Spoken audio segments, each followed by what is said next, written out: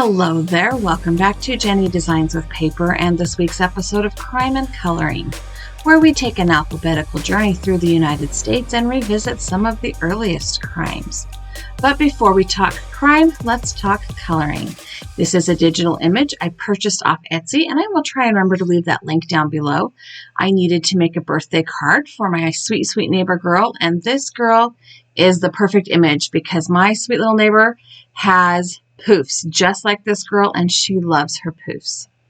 I am coloring with Prismacolor pencils, and in order to get the skin tone, I went on to Pinterest and looked for Prismacolor skin tone combinations. Now, this combination has like 6 or 7 colors, and I have not done skin tone with that many colors before. So it was a stretch of my current abilities. I did add a blender pencil, and I even pulled out my Gamsol to get this color combination to blend really nicely for her skin. In the end, I love how it turned out. I, of course, used pinks, purples and yellows for the other color combinations on my card because I love yellow and purple as a color palette. They're just like my favorite complementary color palette. When I color with colored pencils, I tend to go over each area at least 2 times, if not 3. And like I said before, you will see me pull in a colorless blender and even a blending stump and some Gamsol. Okay, now that we've talked about the coloring. Oh, one more thing about the coloring. I have this image on a sticky mat because I sent it through my brother's Scan and Cut to cut out the image. And it was little and I wanted it to hold still. So now that we've talked about the coloring, let's jump into our crime. Our alphabetical journey today lands us in the state of Ohio. Yes, my crime friends, we are in the O's. On February 19, 1803, U.S. President Thomas Jefferson signed an act of Congress that approved Ohio's boundaries and constitution. However, Congress never passed a formal resolution admitting Ohio as the 17th state. So although legally Ohio became the 17th state on February 19, 1803, Ohio's statehood is celebrated on March 1st. The date of March 1st, 1803 was when the Ohio legislature met for the first time, and this date was retroactively made the statehood date in a 1953 resolution of the United States Congress. Interestingly enough, 50% of the United States population lives within a 500-mile radius of Columbus, Ohio. I think I'm in that category. Neil Armstrong, the first man to walk on the moon, is from Ohio. It is illegal to fish for whales on a Sunday in Ohio. Not that there's any place you can do that, but on any other day of the week, you are welcome to try. Thomas Edison was from Ohio. Akron, Ohio was the first place to use police cars. Ohio has the largest Amish population of any state in the nation.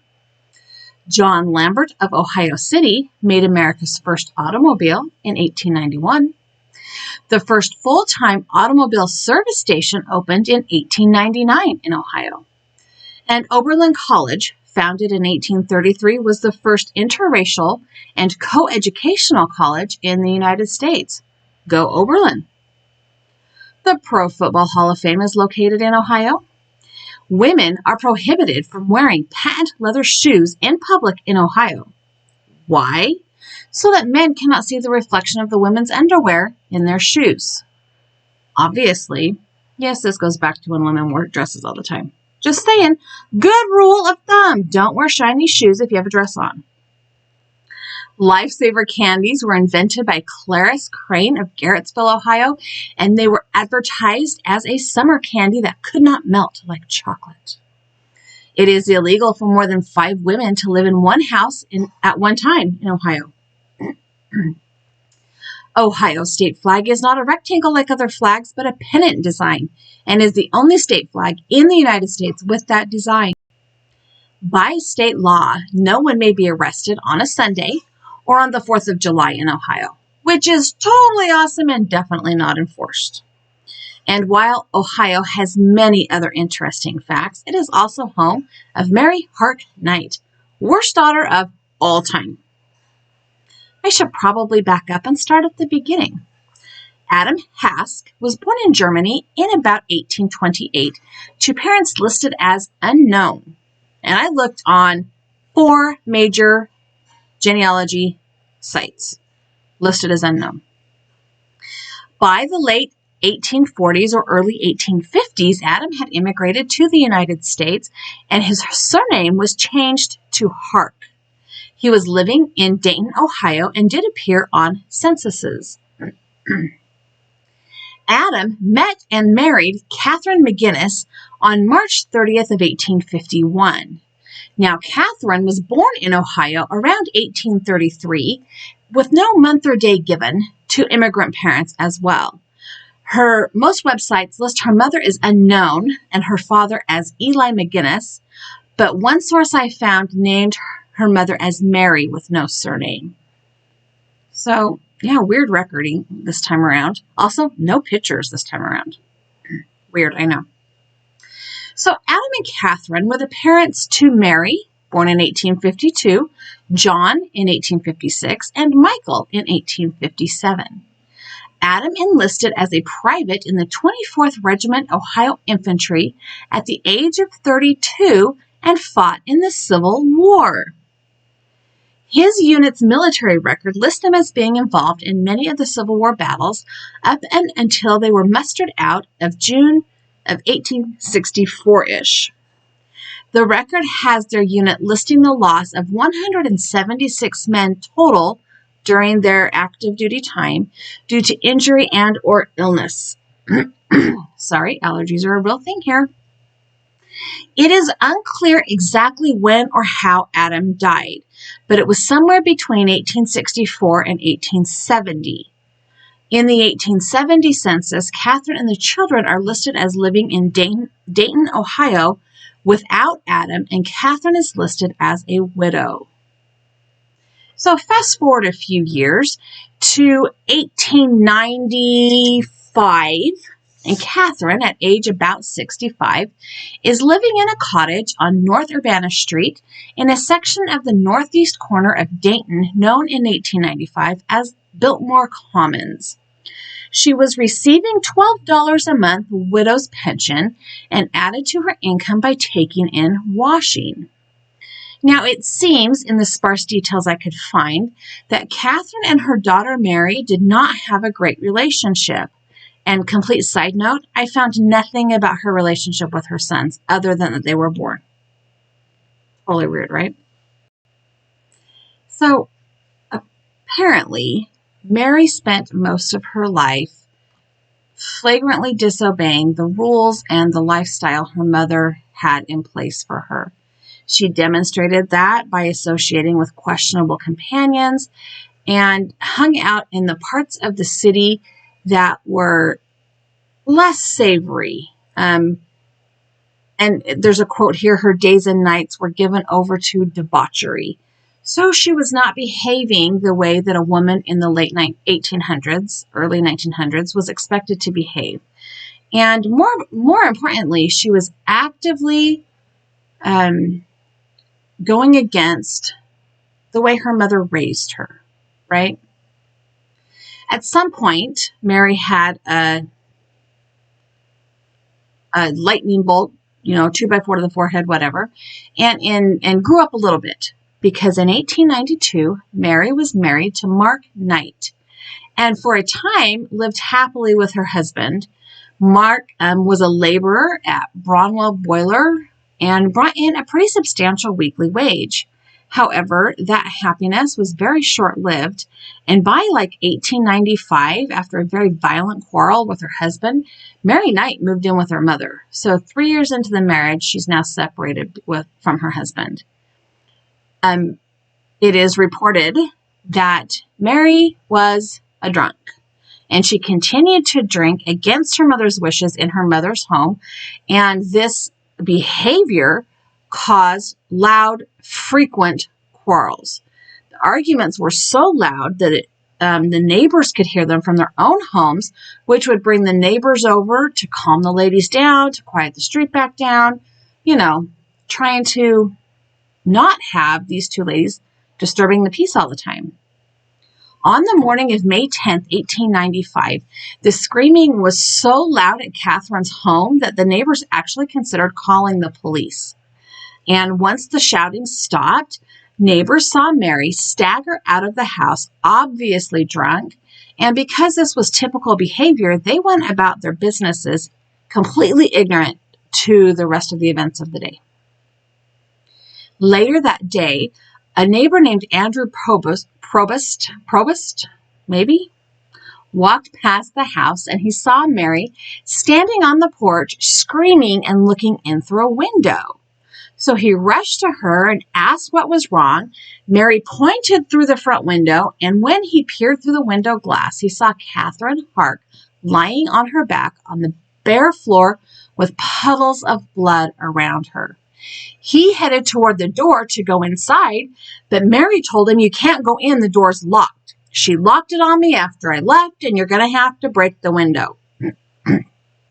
So what does any upstanding citizen do? He broke the window, crawled inside, and told the police later that he helped Mary through the window. And when I read that, my thought was, why didn't he just open the door? But okay. He's not thinking clearly, right? Okay. Anyways, Andrew said that just one look at Catherine let him know she was dead. She was completely pale in the face. There was a lot of blood around her, but her eyes were open and they were not moving. So then Andrew called for the police.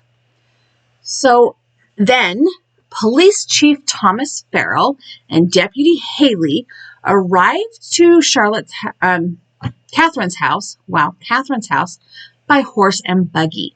And they pushed through the crowd of neighbors that had by now gathered inside the front yard of the cottage. And they found Mary, the police found Mary, sitting in the blood next to her mother's body, moaning and wailing. She was so intoxicated that she smelled like whiskey.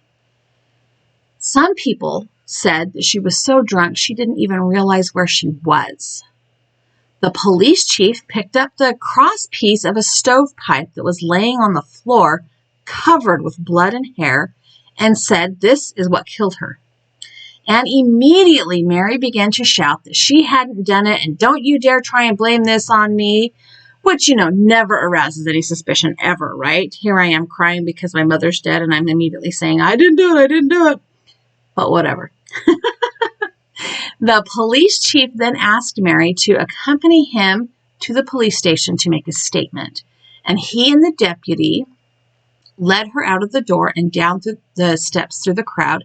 And she was fighting and screaming the whole way. So they took her down to the jail and they put her in a cell until she sobered up before they attempted to question her. There was an autopsy done that revealed Catherine had suffered several blows to the skull, any of which could have been a fatal blow. Mary fervently denied that she had any involvement in her mother's death, and anytime she was confronted with evidence, she had a rebuttal or an excuse or an explanation for all of the things. Later in the day, when she became sober and more calm, Chief Farrell pointed out that she had blood spots on her dress and even on her bonnet. And when he asked her, "How do you explain these?" she responded that she had cut herself doing washing the day before and showed him cuts on her arms to prove the point. He then told her that they examined the entire house, and if you had cut your arms yesterday, like you said, there should have been blood on the sheets of your bed, but there wasn't any. She then replied that she had bandaged her arm before she went to bed, but that by morning it had stopped, so she took the bandages off. And then it must have started bleeding again and got on her dress and her bonnet. Then she also mentioned that she happened to have had a nosebleed the day before, and so maybe that's how there was blood on her dress. At that, the police chief had a doctor come in to examine her, and in his opinion, she had not had a nosebleed. The chief then proceeded to ask Mary about her relationship with her mother, Catherine. When asked if they got along, Mary reportedly said that they bickered a lot about her drinking, but that they always made up. The police chief asked her if they'd quarreled that morning, and she replied that yes, in fact, they had. He then asked her if she had hit Catherine with the stovepipe, and she obviously replied, "I didn't touch my mother. I wouldn't do such a thing." I mean, she was adamant that she was not responsible for this. The police chief then went on to ask her why she had left the house that morning, and Mary claimed that she had left to go to the corner store to buy meat for their lunch. She was then asked how her mother was when she left, and she said her mother was fine, of course. And the follow-up question was there anyone else in the house? And Mary said that no, there was not. At that point, Chief Farrell asked Deputy Haley to hold her in a cell for further questioning. The next day, Chief Farrell took Mary to the undertaker's parlor to view her mother's body. Reportedly, she bent over the casket and embraced her mother, crying loudly, "Who could have done this thing to you? Who could have committed this dreadful deed?" And just over and over and over again, just, caterwauling is, I don't think, the word my father would use to describe it. She was then asked again, "Did you kill your mother?" And she replied, quote, "How could you even ask such a question? I loved my mother." And then she began screaming and demanded to be released from custody, but they took her back to jail. Catherine Hart's funeral took place the following day, and in the meantime, the coroner, Lee Corbin, who was a medical doctor, investigated the murder scene and questioned the neighbors. And then he set the coroner's inquest for the day after the funeral. So the inquest was held on October 12, 1895, following the funeral of Catherine Clark. The first witness that was called in the inquest was a Mrs. Laura Wolfe, and she lived on the northeast corner of their street. Laura was sworn in and asked to give testimony of what she saw the day of the murder. So she testified that on that day, she saw Mary walking past her own home down the street, and when asked if there was anything remarkable about that, Laura replied that it appeared that Mary was drunk, walking unsteadily, weaving from side to side. When asked, Laura confirmed that she did not see Mary return to her mother's home. But later, she saw neighbors gathering and heading toward Catherine's home, and she went along and went inside the opened front door and saw Catherine lying on the floor with blood on her face. And she saw Mary sitting beside her, crying and saying that her mother wasn't dead. Laura also commented that Mary still seemed very drunk. She was then asked if anyone else was with her at this time, and she gave the names of other witnesses, a Mrs. Drapp, Mrs. Weinsteger, Mrs. Bernduner, and Mrs. Siemens, and Mrs. Myers, all of whom were neighbors. Before being released from her testimony, she was asked if there was anything else she wanted to add, and after careful consideration, she replied, "The bottom pane of the front window was broken and there was glass on the floor. A piece of the stove was on the floor, all bloody." And then Chief Farrell arrived. So after Mrs. Wolfe's testimony, Andrew Probus, the neighbor who helped Mary, was then called to testify. And he related how he had been walking past the house, and he said that Mary called out to him, and through the porch window, he could see Catherine on the floor. And then he said, quote, "I want to correct something I told Chief Farrell. On second thought, I realized that I did not help Mrs. Knight through the window. I broke the window because she said the door was locked. I climbed through and found the body of Mrs. Hark on the floor. I saw at once that she was dead. Then I opened the front door and let Mrs. Knight into the house." End quote. So remember, during the panic discovery of Catherine's body, Mary had told Andrew that her mother had locked the door when she left after their quarrel, and that was why Andrew broke the window to get in. And he also at the beginning time said he had pulled Mary through the window, and now he's kind of reevaluating that statement. I'm not sure how you could confuse those two actions, but I wasn't there, so I'm not judging. Exactly. I mean, silently I am, but we'll let that go. Anyway, Andrew was then asked if the front door was in fact locked when he opened it for Mary, and he replied that it was not locked, that he put his hand out and turned the knob and the door opened. Now, obviously, forensic analysis of crime scenes in 1895 was much more limited than it is now, but there was a bloody smudge on the doorknob.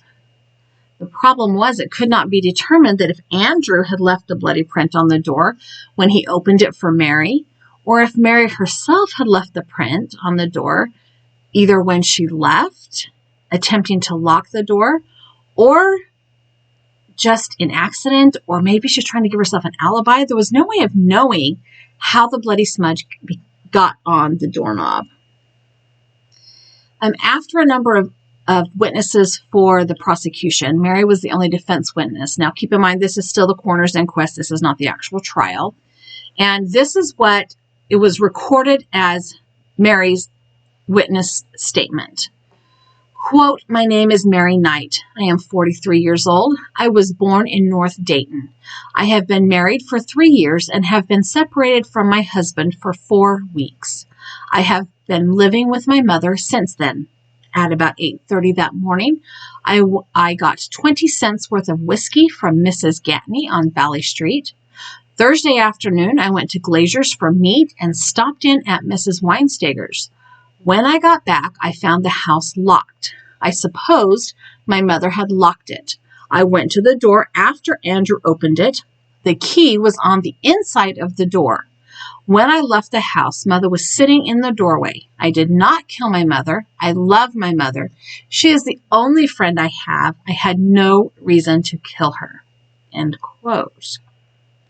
So Andrew is stating that the door was in fact not locked, and Mary is claiming that it was locked and that the key was still in the lock from the inside.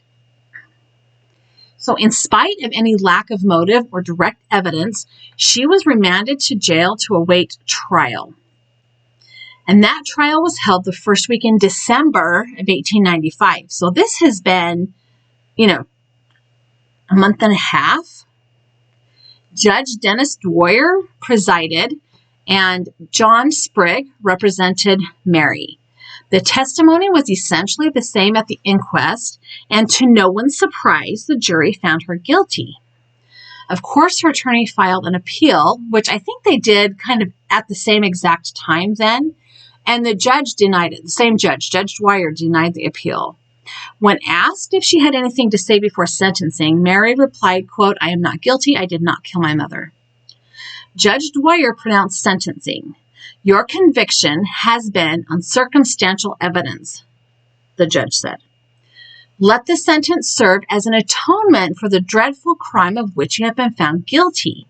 Then he sentenced her to 1 year in the penitentiary. 1 year. Many people in town felt that the state did not have proof that Mary killed her mother. Now, at this point in Ohio's history, it is sometimes a free-for-all on the law side. There was a lot of crime moving into the area, and there were a lot of murders happening in this general time frame. Like I had a whole bunch of crimes I could have picked from just this general time frame. So the people in town felt like probably she did. They thought maybe she was guilty, but they also felt that the state didn't have proof that, and that became topic for a long time. In fact, they were still talking about it until another shocking murder occurred a few years later. So after her year in the penitentiary, Mary's name disappeared from the city directory. Apparently on the advice of her attorney and the members of the jury, she left the area and didn't tell anybody where she was going. She died, apparently, on March 1st, 1903. And we know that because the records at Woodland Cemetery say that she was 77 years old and that she is buried in the same section of the cemetery as her mother. But both her and her mother's graves are unmarked. So, I wish I had pictures because I would love to see these women's pictures. But it's such a weird story. And I titled this The Worst Daughter Ever because, dude, she was mean to her mama.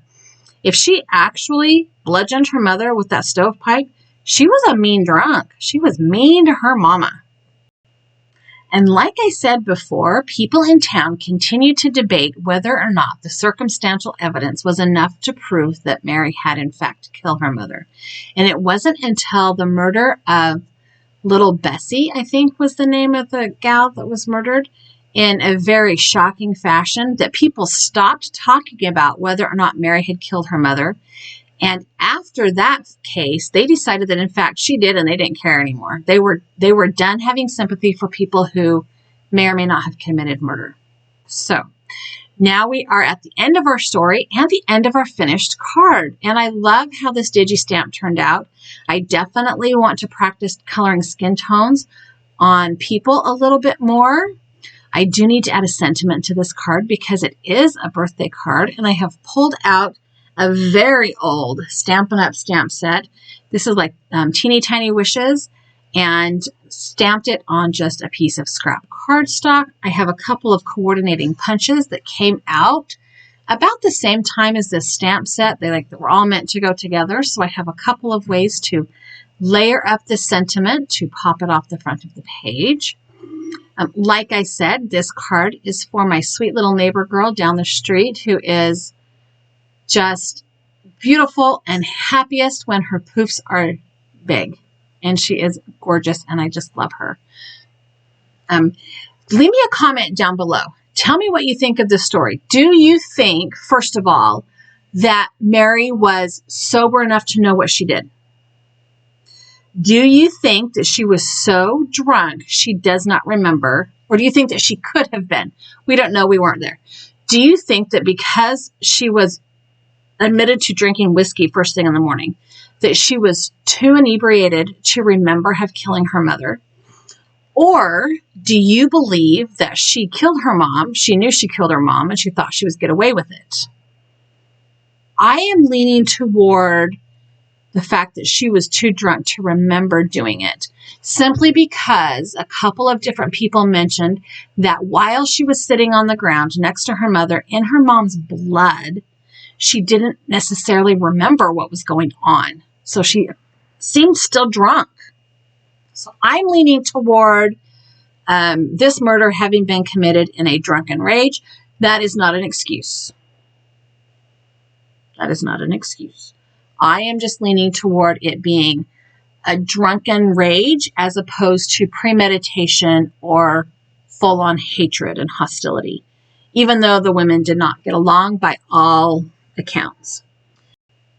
And like normal, when I use colored cardstock for my card base, I am adding a piece of white copy paper so I have a crisp, clean place to write the message.